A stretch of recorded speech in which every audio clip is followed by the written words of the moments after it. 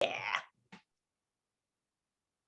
All right, so before we begin, I would like to share a land acknowledgement. As a settler on this land and on behalf of NEADS, I would like to acknowledge the Indigenous peoples of all the lands that we are calling in from today. Our so-called Canada is built upon the ancestral and unceded territory of the Inuit, Métis, and First Nations people that call this land home. These unceded and unsurrendered lands were often taken through violent, non-consensual means, and colonial violence persists in our society today. We stand in solidarity with Indigenous peoples across Turtle Island as they fight for their rights, recognition, and representation. With many of us being settlers on this land, it's crucial that we recognize our positions within oppressive structures and our roles and responsibilities towards reconciliation. Land acknowledgements like these are only a very small part of the lifelong, individual, and constantly evolving journey we must all take as we strive to improve relations between nations and to improve our own understanding of local Indigenous peoples and their cultures. To learn more about the land you are on, a link to native-land.ca will be posted in the chat box below. All right, so with that, I will now awkwardly start screen sharing. I'm sure we're all used to that by now. Hilarious. I will be going backwards on all of my slides. Please know I put in the work and prepared for this. Consider it a preview. All right.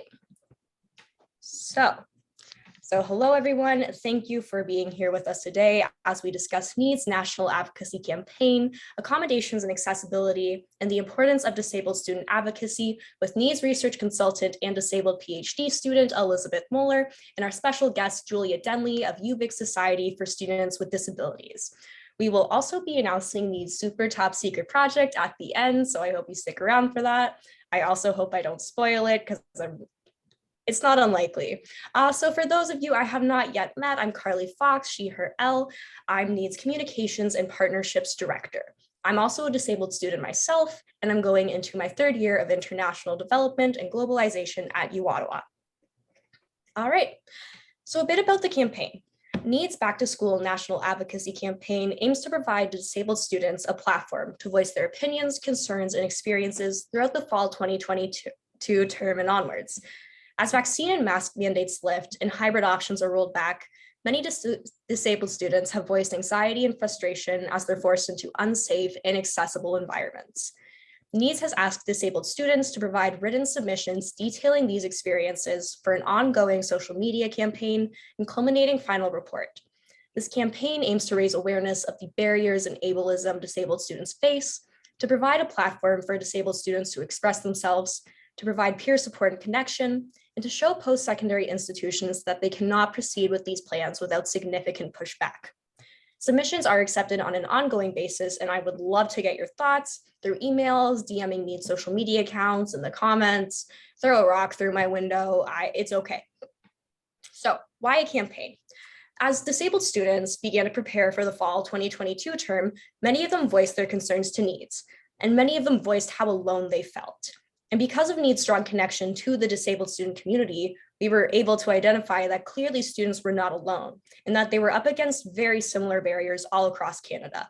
So this campaign aims to not only be an advocacy tool to push for change on individual campuses, but a tool to promote a shift in how we are viewing the stage of the pandemic and how post-secondary education remains impacted. As many push for a post-pandemic return to normal, this campaign is a way to say that there is no normal and we are not post-pandemic. A way to say that disabled students will not tolerate this massive rollback of accessibility we are currently facing. To say that we have seen hybrid across the board and we will not be told hybrid is not a reasonable accommodation. So I want to take just a quick second to kind of go over what we've heard so far from disabled students. There's a ton. I felt terrible selecting only a few, but we are on limited time. So starting off with Carly Pistaka from University of British Columbia, another Carly, quote, in 2020, accommodations were developed for the entire population. Now we have the infrastructure and trained faculty in place to better accommodate disabled and immunocompromised students. But making the accommodation is too much work, apparently. Abled people were not denied accommodation when they needed it. Moving on to Isra Amsder from Mount Allison University, the people who deemed for it to be okay to go back to normal are all non-disabled people. They don't know what it's like to live every day of your life trying to dodge something that is bound to kill you, or leave you debilitated in the best of scenarios. Anna Sampson from McMaster University says, I feel very abused and ignored by McMaster. I have no choice but to get to campus and risk my safety in the worsening of my symptoms because they refuse to accommodate me in any way. And finally, Larissa Skinner from UWattawa, though it is a return to what was, quote, normal, end quote, these norms were inaccessible for so many students, and I believe it will really just be a return to excluding disabled students from the classroom. And that's just like a few of the submissions. We're hearing from disabled students literally across Canada, and I just want everyone here to know that you are not alone because we are all in this little dumpster fire together, myself included. So what's next for the campaign? The National Advocacy Campaign remains ongoing, and disabled post-secondary students are strongly encouraged to share their personal experiences and perspectives. Submissions can be sent to carly.fox@needs.ca or DM to any MyNeeds social media account. On September 14th, the social media component of the campaign will be launched, and disabled students' feedback will be featured on a weekly and ongoing basis. NEADS will continue supporting disabled students, groups advocating for their rights for unions and faculties, and will continue offering letters of support, advocacy resources, and more. So, one of the great things about NEADS is that it's a by and for organization, meaning a lot of us are disabled students, including myself. With so many of us currently fighting for our accommodations, especially with the return to in-person learning, I thought I'd take a second to just share a few tips on self-advocacy that I've picked up along the way. These are from personal experience, guidance from my awesome colleagues, and experiences some of our NEADS constituents have shared with me. So before I get into it, some signature Carly Fox disclaimers. These tips are based on personal and shared experiences. I can't speak for every kind of disability. I can really only speak to what I personally experienced and share what others have shared with me. Also, as a white woman, my self-advocacy will be more successful because I'm not multi-marginalized. I won't face racism, so often my self-advocacy is a lot better received. Also because I have an invisible disability, so I won't be subject to that specific kind of ableism. Additionally, different disabilities will have very different experiences when it comes to self-advocacy. There's no easier or harder experience. All disabilities are unique, so keep that in mind. And finally, we shouldn't have to compromise, bite our tongues, and hold our breath just for accommodations. They're a human right, but we still have to fight for them. It doesn't feel right of me to ask anyone to be patient or polite or restrained when advocating for accommodations, especially given the power imbalance when advocating for them. So I won't. I'll just give tips that work for me. So tip number one is to prepare for your meetings. As someone with an anxiety disorder and ADHD, preparing for meetings really helps me feel a lot better going into it. So before a meeting, I like to outline my accessibility needs and potential accommodations I might want to have. I also like to identify broader goals and outcomes so that if I don't get the very specific accommodation I want, I can still leave with something beneficial. And finally, understand your rights. Schools have a duty to accommodate you under Section 5 of the Canadian Human Rights Act. Accommodations allow you equal access to services as your non-disabled peers. And often, those with a duty to accommodate will say your accommodation is an undue hardship, meaning the potential accommodation is unreasonable on the grounds of health, cost, and/or safety. Just to be safe, prepare to explain why your accommodation is not an undue hardship, because odds are it is definitely not. Tip number two is play nice if you can. I learned this the hard way and I'm personally working on it. But when you start a meeting or a consultation on the offensive, you're really preventing an opportunity for empathetic listening and working together. It's important to understand that advocacy can be a two-way street. You need to explain why you need what you need, but the other person needs to understand what you need to help you gain access. Hopefully, people in service provider positions want to provide you services, and hopefully they want you to succeed. By playing nice and giving them the benefit of doubt at first, you really could be surprised and have a much better overall experience. All right, so let me see if I'm on the right slide, sorry. So many little pop-ups. Yep, we're on the right slide. All right, so ask what is available. This one's one of my favorite tips. So when you come into an accommodations meeting with only one specific accommodation in mind, you really prevent yourself from accessing new or even better accommodations. So I personally only thought I needed a laptop for accommodations because I have arthritis.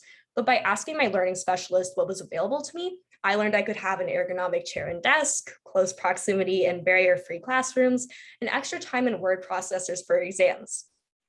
and of course a laptop. So all of that together has really allowed me to, I won't say thrive as a disabled student, but I'm not having as much of a hard time as I would without them. So another tip is to bring peer support. Self-advocacy is hard. And often when it comes to accommodations, we're asking non-disabled people for access and understanding. It's a clear and really uncomfortable power imbalance. So while I really recommend challenging yourself and practicing self-advocacy because it does get easier over time, if you're really uncomfortable, you are allowed to bring peer support. Many student unions or disabled student groups can help you find peer support. Just be mindful that people generally don't like to be outnumbered and might see this as a bit of an offensive move. So if you are bringing peer support, just give your prof or learning specialist a heads up. Finally, escalate if necessary. I'm not going to pretend most of us have the most positive relationships with our accommodations or accessibility services and service providers. Too often we face discrimination and gaslighting by the people who are really there to help us. So if this unfortunately happens, know you have a legal right to accommodations. If you're comfortable, gently remind them that this is a right, or reach out to your student union's legal services or accessibility service liaisons.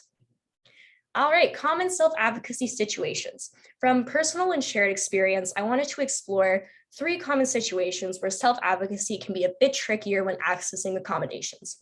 Number 1, and it's one of the ones we hear about most frequently, is that you have no medical diagnosis. Unfortunately, most service providers still adhere to the medical model where you're required to show medical documentation of disability. This leaves a lot of disabled students, especially mentally ill students and students of color, excluded from accessing accommodations. Some schools do allow for accommodations without diagnosis or allow you to arrange accommodations informally with your professors. While you shouldn't need a medical diagnosis for accommodations, some schools will offer resources to access diagnoses, especially for school-specific assessments. Another common situation is class-specific accommodations, where you have to arrange accommodations with your professors on a class-by-class basis, clearly not preferable. So professors generally are not trained in providing accommodations and do not have the adequate resources to manage and provide accommodations on a case-by-case basis. So just remember that they're frustrated at the same system that you are. And especially when you don't have disability documentation, professors are really going to appreciate understanding just how your disability impacts you to better understand how they can help. You don't need to drop diagnoses or whatever, but you can explain where your accessibility is limited. So personally, I could say I have a disability that makes hand function difficult and would appreciate being able to use a laptop in your class. A lot of the time, professors and the general public don't know much about disability. So this could also be like a really wholesome learning opportunity if you're comfortable with that. And finally, fluctuating needs. So I personally have arthritis, which is an invisible episodic disability. So I personally opt into all of my accommodations every semester so that I'm always prepared for my accessibility needs when they are at their highest. So tell your support specialist or professor that your disability fluctuates and that some days you might need accommodations and others you might not. It helps them understand your situation and clear up any misconceptions because, again, a lot of non-disabled people really don't understand disability. So just creating a basis of mutual understanding can really go a long way. And that is that. Best of luck, everyone, with fall 2022. Please keep in touch. NEADS and myself, we are here to support you. And with that, I'm going to hand it off to NEADS Research Consultant Elizabeth Mohler to discuss NEADS State of the Schools reports and to share a bit more about accommodations and universal design learning. Excellent. Thank you so much, Carly. That was a great presentation. My name is Elizabeth Mohler, and I use she, her, elle pronouns. I'm a doctoral candidate at Western University in London, Ontario, Canada. And I've been with the National Educational Association of Disabled Students since 2014. I've worked on a number of projects, including the Breaking It Down project and projects on making science labs accessible. Today, I'm here to talk about our State of the Schools report. So the State of the Schools report is a quarterly report, and it's part of our virtual Access4All project. It's one of the prongs of that project, and I'll talk a little bit more about some of the other components of that project later. So the State of the Schools report has really 2 key foci or purposes. The first is to educate students coming into post-secondary or transitioning from maybe undergrad to graduate school around some of the barriers and solutions and best practices around accessibility and disability. But the reports are also to celebrate some of the known practices and the best practices that post-secondary institutions, student groups, and peer support groups are leading across Canada, because it's really important to show what we're doing well. So the report started in the summer of 2021. And really at that point, we were talking about the barriers to online learning for students with disabilities. So specifically, we were looking at lack of captions and what universities and colleges are doing to accommodate that. We talked a lot in those reports about surveillance and how students with disabilities who have to take exams online are required to use software for proctoring that may not comply or may not be accessible with their assistive technology. So for example, if you're using something like ProctorSoft, what ends up happening is a screen reader will crash, so you can't actually complete your exam. So we were hearing those stories in these events that we have these Friday conversations, and then we were wanting to kind of talk about those in our report. We also heard issues of people not being able to get classes recorded. And so how do you combat that? And then we really wanted to look a little bit at, what does a safe return to campus look like? So as Carly touched on, not everybody's feeling ready to go back for lots of different reasons, but lots of schools are instituting and mandating that folks go back in person. You're an in-person university or college, you have to go back in person. But what does that feel like for people who are immune compromised? Or during the pandemic, we knew that we could get our classes accessed later, perhaps through YouTube or a recording, or that we could get the transcript of our classes. And that worked really well for some people. I even had students, because I'm also a teaching assistant, that came up to me and said they were in hospital for some of the lectures, and being able to listen on Zoom with the camera off was really helpful. So we had these accommodations, and now what are we thinking about? We're thinking about safe return. So we're seeing some best practices where there's hybrid models being offered, although not nearly as many as we'd like. We're seeing some courses being offered either online or in person, or blended models. So we wanted to showcase that in our State of the Schools report. And one of the things that was really prevalent during COVID was housing. It was prevalent for everybody, right? It was prevalent for folks without disabilities, folks with disabilities, but specifically students. And what we were seeing at a couple of institutions is that the attendant care programs for students and residents were stopped. So for folks that may not know what attendant care is, attendant care provides personal support to people with physical disabilities who may need assistance to carry out tasks of daily living. So that could be things like dressing, eating, assistance with personal care, setting up for classes, that kind of thing. So we saw that stop at a number of universities, and it meant a couple of things. It meant that when there was a mandate to go back in person, folks couldn't go back because they didn't have the support they needed in the residence. But it also was an expense for people, because sometimes folks had to hire their own attendants. We saw at a couple of institutions as well that attendants weren't even permitted in the residence because residences had a no guest policy. So unfortunately, that meant that nobody except people who lived in the residences could come in. So we wanted to kind of showcase in that second quarter State of the Schools report what was happening there, what are attendance services, and why are they so important. So two programs of note that are really great are the Carleton University program and the York Seneca program. But it's important to really think about how that was impacted during COVID. Some students actually left school and weren't able to complete their semester because the campus has mandated that they be there in person, but that wasn't doable given that folks couldn't receive the support they needed.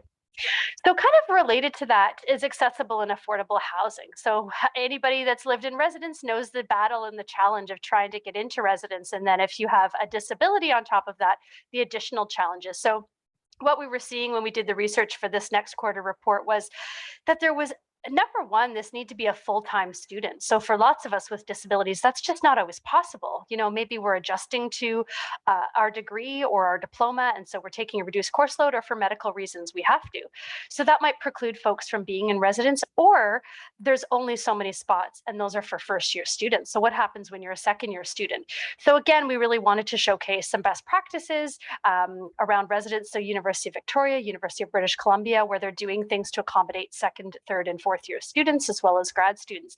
But of course, the number of accessible suites is not enough to accommodate the students with disabilities that need them. And we know that there are concomitant challenges with commuting, given disabilities. So that might be things like paratransit, maybe things like energy level or spoons might be a word folks have heard. So how many spoons do I have if I'm commuting an hour away to campus because I can't get a residence room?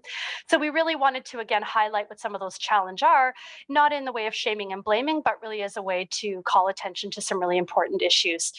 Food security was another issue that we talked about, and we talked about it in relation to the pandemic. So people who are dealing with medical challenges, maybe not feeling safe to go out and work, so they're on a reduced or lowered income.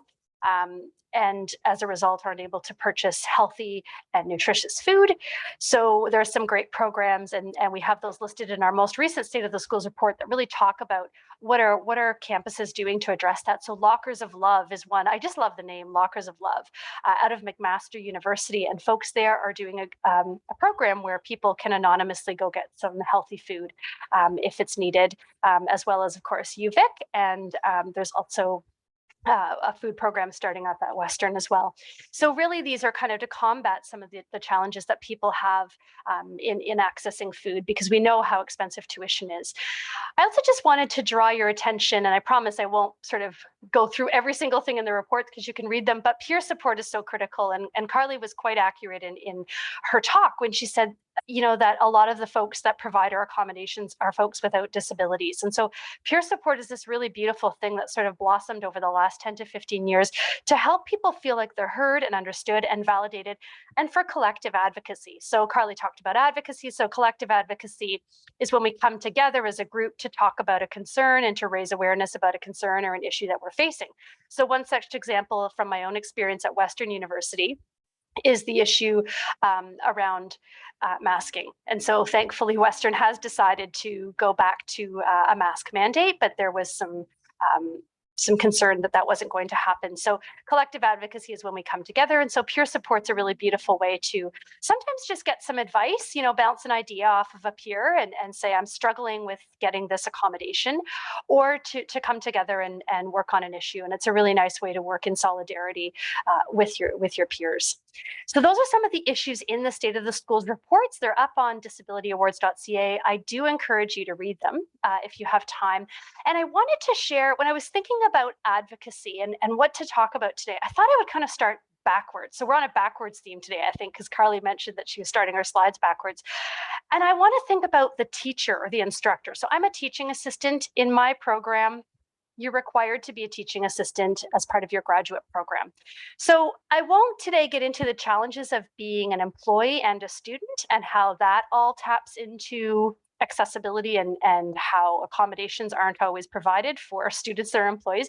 But what I want to think about is what we can do in our classrooms. And if you're not a TA, in your leadership spaces or in your learning spaces or in your communities. So one of the things that I've really tried to do is multiple means of representation. So rather than just having slides that I post up on our online learning management system, I have slides and I actually underlay them with my voice. So people, if their eyes are feeling tired or their disability precludes them from reading print, they can actually listen. So and if it works for them, they can read along. Another thing I've started to do is, rather than just assigning big, long readings, which are important, I assign accompanying podcasts or YouTube videos that folks can listen to. I heard a lot of students say to me that during the pandemic, especially when they were homeschooling young children, doing long readings was just not possible because they were parenting, they were learning, they were perhaps working, but you could throw on a podcast while you were looking after, preparing supper, or you could listen to an audio clip while you were doing something else. So it worked really well for people who just weren't able to devote that time because of responsibilities at home. So another way of sort of multiple means of kind of engagement is thinking about how I get students to communicate with me. So participation is a word that really bothers me. I think it can be quite ableist. Not everybody wants to stick their hand up in the virtual or the physical space and talk. So no problem. So what do? So I think as an instructor about, that's one avenue, but how else can you participate? And I don't even use that word. I actually use the word engage, which I like a little bit better. So I'll say in my syllabi, I will say things like, you can engage by speaking in class. You're welcome to email me and we can have a correspondence after class. We can do a one-on-one Zoom meeting if that works best for you. You can contribute via the discussion board. So there's 4 different ways right there. So it's really kind of thinking about what's going to work for different people. And I'm also trying this year, for the first time, to do some of the lectures in person, because as a TA, I'm responsible for the tutorials, and some of them on Zoom to try and accommodate everybody. Unfortunately, as a TA, I am limited in what I can do, but I can do some things and I can start to raise awareness. I can also open up a conversation with students when they come to office hours by saying, what do you need to be successful this term, Elizabeth? So if you come to my office hours, I can ask you, and then we can try to work together. Like Carly said, brainstorming is so important. I may not be able to fulfill the accommodation request. I may not have all the answers, but we can work together. And I think that that's a really key piece. And also, just thinking about assignments, allowing multiple forms of expression again. So, maybe somebody wants to do a research proposal, that's where they're at, but maybe somebody else is feeling like they want to do a comic or a meme, and that's cool too. So really thinking myself alongside my instructor, what are the learning outcomes? What do I want people to know? And can they get there in more than one way? Because I think that that's really important. So that's kind of what I can do as an instructor to advocate. I think thinking about advocacy in terms of grad school, I want to offer a couple of tips that might be more geared to grad students, because I find in my own experience, and it's just my experience, that I feel a little bit left out by the conventional accommodations. I don't need note taking. I don't need extra time on exams. I don't need alternate format textbooks because of where I'm at in my degree.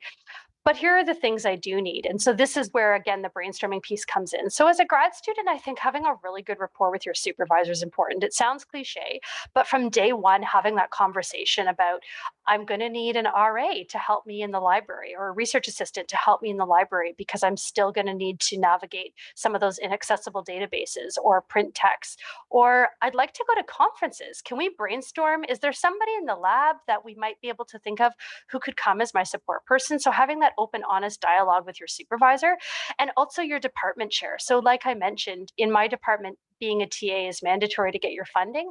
So early on, meeting with your department chair to talk about, what could a TA-ship look like? Do you want a smaller seminar class? Do you want something that's completely online? Do you want something that's asynchronous? You may not get it, but coming with ideas to those meetings is really helpful. So TAing is a big one as well.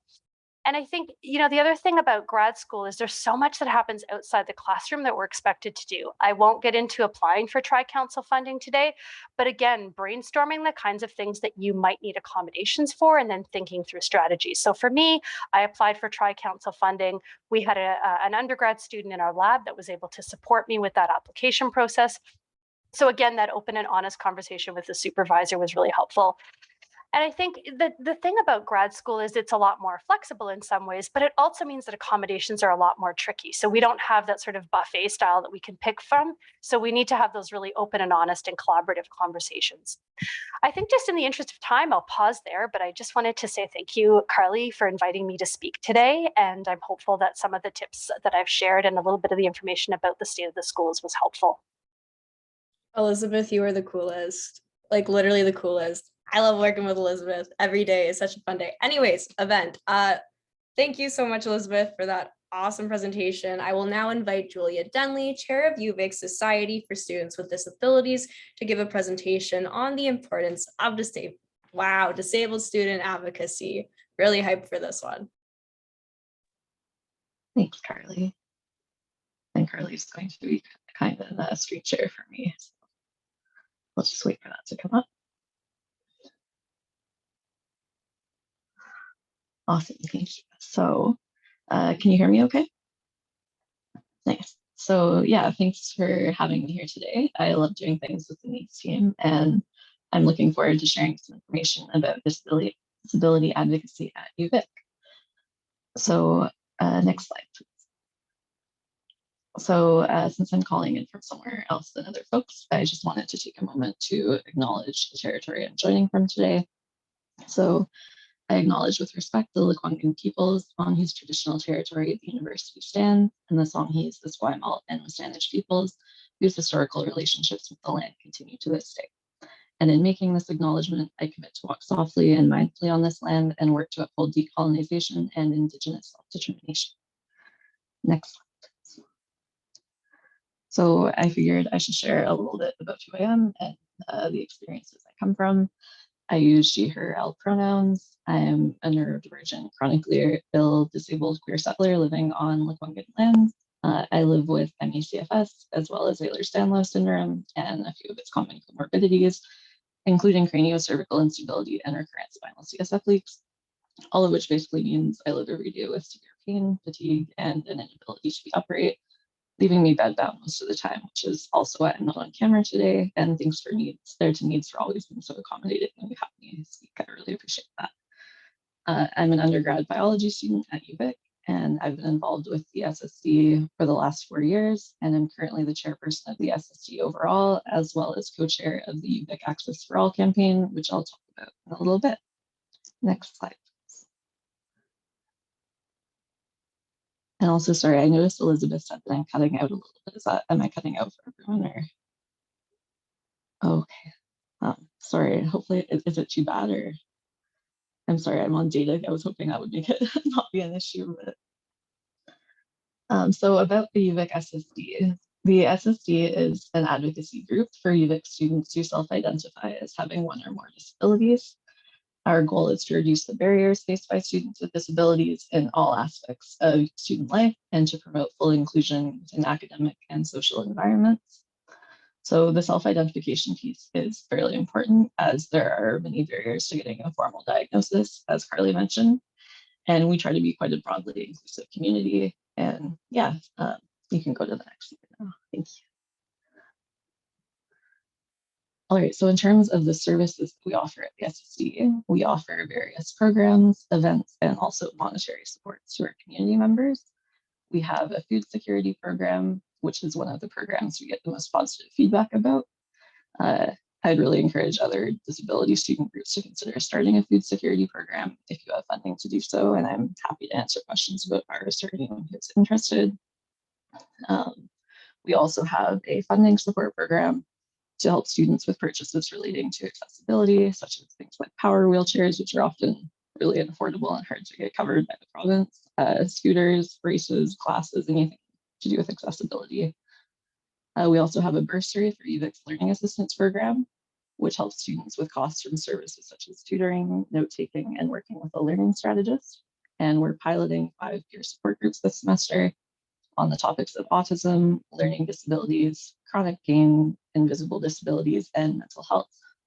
We run an online group study or body doubling session, which can be really helpful for folks with executive dysfunction in particular. And we have a number of social events such as community outings, movie nights, games nights, and a Relatable Reads book club. We also have various one-off speaker events, panel discussions, and workshops. So advocacy is another key thing that we're involved with. So while students access their accommodations to UVic Disability Services, known as the Center for Accessible Learning at UVic, we support students in navigating that process. Like Carly mentioned, students having some peer support can be nice. And we advocate for students who are struggling with any barriers while accessing that support. We participate in UVic processes to review policy that impacts disabled students, particularly policies surrounding academic accommodations. And our main advocacy effort has been UVic Access4All, which is our campaign advocating for equitable access to education through high-flex course access. And high-flex course access is essentially just a more flexible version of hybrid where individuals can choose whether to attend online, in person, or some combination of the two, whatever works for them on any given day. So a little bit of history about our campaign.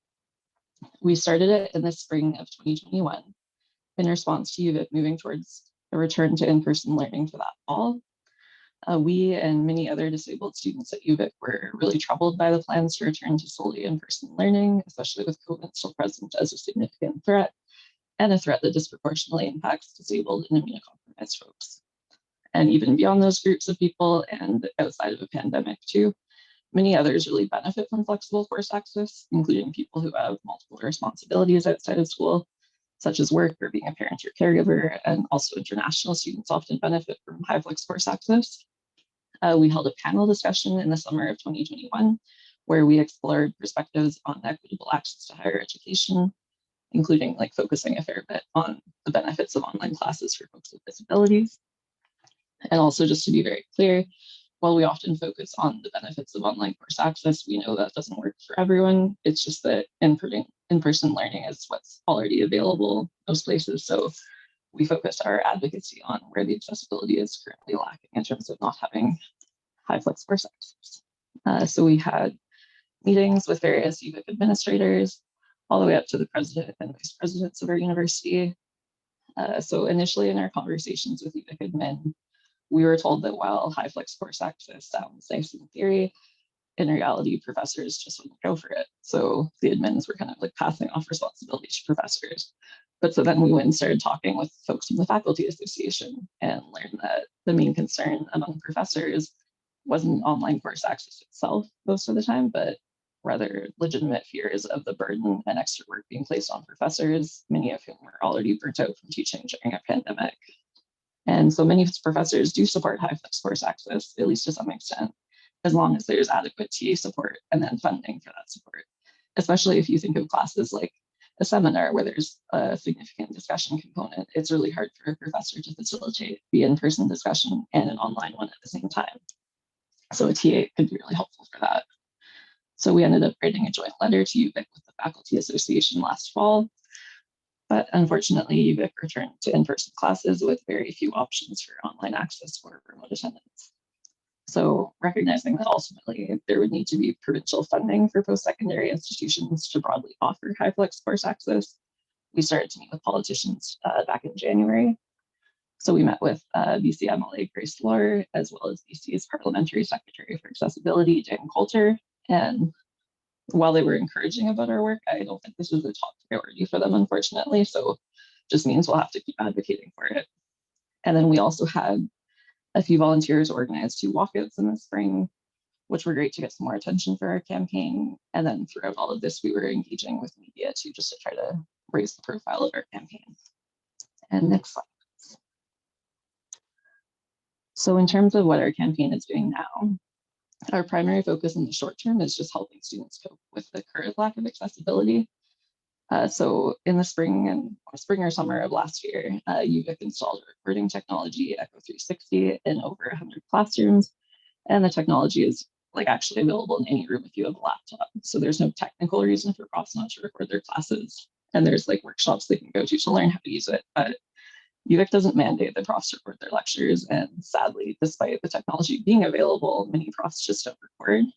And then that information, whether or not a professor will record their lectures, isn't available when folks sign up for classes. It's usually not on the syllabus either. So we wanted to create a way for students to share information about which classes are recorded and about course accessibility overall. So we've created a form for professor and course accessibility ratings, where in addition to stating whether a prof records their classes, people can share whether a prof is generally accommodating, flexible with deadlines, if they're resistant to granting accommodations, ones that you're actually entitled to legally, and all of that kind of information.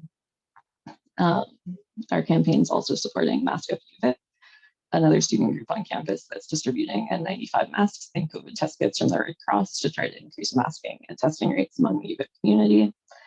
And then a number of us from the Access4All campaign are also working on a committee that's revising UVic's academic accommodations and access for students with disabilities policy. And also an exciting little piece of news that the Access4All campaign just became an official campaign of our student society. So rather than like just being part of our constituency organization within the UVSS, the UVic Student Society, we're now like an official UVSS campaign. So that should help bring more people into our movement and then also just be great for increasing resources. I appreciate the enthusiasm, Carly. Also, am I still cutting out or is it better now? Okay. So in terms of our future plans, we'll likely hold another panel discussion and more walkouts or other demonstrations. We plan to have further meetings with UVic administrators and other stakeholders. We hope to turn the professor accessibility readings into a website, which ideally will become a nationwide thing. And we'll work to lobby the provincial government for funding to support making post-secondary courses high flex more broadly. And next slide. Okay, so figured I should talk about some of the barriers we faced. Like I mentioned, like there are often a lot of stakeholders involved, sometimes giving kind of conflicting information or passing off responsibility. And in this case, it's like many different UVic staff and faculty as well as students are involved with this issue. And UVic administrators in particular end up shifting responsibility to others. Like when I shared that they made it sound like it was not the admin that was resistant to high flex course access, but rather the profs, and that just wasn't really the truth or the whole truth. So it ends up being a cycle of no one in power really taking responsibility. There are also limitations based on funding, such as the university not providing funding for TA hours to support things like high flex course access. But that's like it's a barrier, but it also means that we know that's just something to focus on. It's trying to get funding. Another issue I'm noticing more often is that students who struggle the most with barriers to accessibility at a particular school often end up leaving, and then their voices just aren't heard by administrators. I think too, there's often a lot of, like I know personally, I've experienced a lot of shame with struggling in university because of the barrier from classes generally being in person. And I think when folks can't thrive within that environment, there's often enough shame attached that we don't really want to talk about it very much. But I think it's important for the university to hear about all the people who leave because things just aren't accessible to them. So also ableist attitudes are something that comes up a lot, unfortunately. One of the more concerning and deeply ableist sentiments I've encountered from some UVic faculty and staff is that students whose disabilities make in-person attendance a significant barrier should be segregated to online-only schools, which is extremely disheartening. And of course, when you're encountering all these ableist attitudes and engaging in a lot of emotional labor, burnout's a really significant issue too, not surprising. Next slide, please. All right, so some tips for student advocacy based on my experiences. A good starting point is to just empower yourself with knowledge, for example, reading relevant policy. So in our case, we learned that UVic's policy surrounding academic accommodation and access is relatively solid, but the problem is that UVic doesn't actually stick to it. Like Carly mentioned, the concept of undue hardship, and I think that is a common thing where they try to make it sound like something is an undue hardship when it's actually not, or they make it sound like their duty to accommodate is not that strong when it actually legally is. So it's easier to hold them to account if we're informed about policy. And I'd also recommend trying to find out why key stakeholders are resistant to the change you're advocating for, since then it's possible to try to creatively problem solve whatever their objections are. It's also important to know your audience. And I'd recommend thinking of key talking points for each person or group of people you're speaking to. So as an example, when we're talking to UVic administrators about the benefits of high flex course access, we're more likely to mention things that appeal particularly to them. So like flexible course access is likely to lead to a faster time to graduation since folks can fit classes into their schedule more readily or have more at once. And that's the metric they really care about, time to graduation. And I'd also recommend working collaboratively with other stakeholders as much as you can. So in our case, that's been working with other student leaders and folks from the Faculty Association, even though UVic initially tried to make it seem like the Faculty Association was our nemesis or something. So if you're comfortable doing so, share your story. I've often been embarrassed to talk about how my academic pursuits have been interrupted by health challenges and how difficult in-person attendance is for me. But I've learned that speaking about my experiences really helps open people's eyes about what it's like trying to navigate like a in-person only ephemeral type of learning while being disabled. And then persistence really is imperative. The people in power who resist change rely upon advocates burning out and having their campaigns lose momentum. So persistence has a lot of value when you're engaging in advocacy work. And then strength in numbers, it sounds very cliche, but I think it's really true. It's a lot easier to avoid burnout if you have enough people involved with the campaign for there to be room for folks to step away when they need to recharge or just focus on other things, like if folks are busy with exams. It's also just great to have a group of folks to get support from and to build friendships with, which leads me to my last tip, which is build communities of care. So for us, that happens within the team of folks working on the campaign, but also more broadly in the SSD community. So when I mentioned earlier that we host social events, this is part of the reason why we really try to help build connections among students and increase the number of folks in their lives they can go to for support and social connection, which can also minimize burnout too. And it's just nice, like I personally, like so many of my friends now and my social community are folks I've met through disability advocacy, and having that kind of be the circle of people in my life is very uplifting and validating. And you can go to the next slide. So I've shared my email if anyone wants to ask questions, you're welcome to take a screenshot. And there's also our social media and like a webpage on there. And then because I do really like text heavy presentations and not good at incorporating photos, I am including pictures of my kittens on the last slide. So I hope you enjoy them. They're almost 2-year-olds. They look a little bit bigger now, but they're adorable. And yeah, thank you for having me for the presentation. I really hope the audio issue wasn't too much of an issue. Okay, great. Thank you. Thank you so much, Julia. I felt terrible ending that screen share with those cats up. Oh my gosh. Anyways.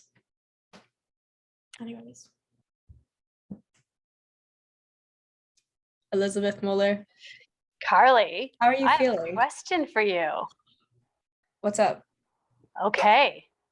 Well, Carly, you know, we've been talking a lot today about access, right? We've been talking a lot today about how we're feeling about access. Would you ever want to be a part of something that talks about what access could be, should be, and what it is, but what it shouldn't be? It's like everything I've ever wanted. Like absolutely Really? everything. I would like to do that so much. But what if there was an opportunity to do that? What would you say? I would say, can I please go? That would be really fun and cool. And it would be a great experience. And I would love it so much. Okay, well, Carly, you're in luck because there is such an opportunity. What do you mean? Well, we are launching our virtual Access for All tour. It's going to be hybrid. And get this, the first stop is next month in Ottawa. Wow, that's a lot, Elizabeth. It is, but you know, Carly, the great thing is don't fear. If you can't be there in person, and we'll get to where all the stops are in just 1 minute, you can log on online and be part of the fun. And we're going to make sure it's hybrid and accessible. We're going to have ASL, we're going to have captions. We're going to talk about things like disclosure and accommodation. We're going to talk about what a post-COVID reckoning could look like in terms of access. We're going to talk about belonging in this climate as we come back to post-secondary. We're going to talk a lot about what we've learned and what we should learn going forward, or what we should do going forward. We're going to hear from student leaders and student groups, and we're going to hear a bit from the NEADS team, which is the dream team. So Carly, do you want to tell us about the stops? All right, here we go. First off, so excited for this NEADS State of the Schools tour. Drum roll. We need a drum roll sound effect. There we go. Where we are going. We got Ottawa, St. John's, Halifax, Toronto, Montreal, Victoria, and Winnipeg. And the best part is we are partnering with disabled student groups and disability community organizations across Canada for every single tour stop. It'll generally be on the last Friday of the month.